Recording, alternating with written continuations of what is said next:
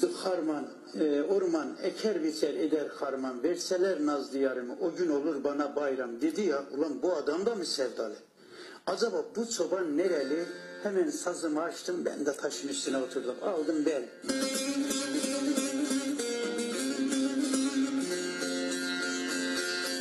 Hele çoban vardı, kararsa yüreğinde yararsa bu Türkiye'nin sürüsü çoban söylenirse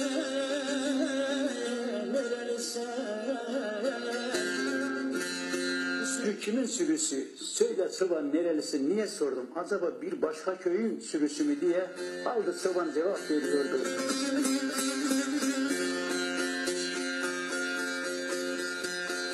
Hele bu vaktıma dağlı yerler kaderime bağlı yerler.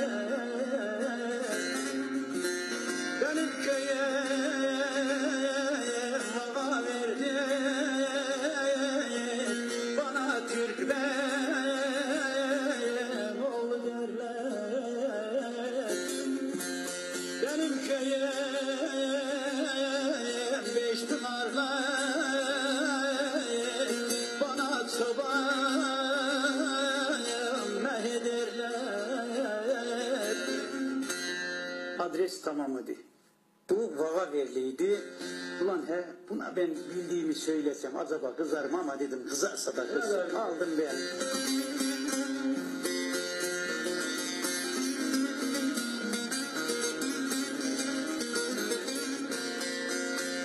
Hele çoban aşık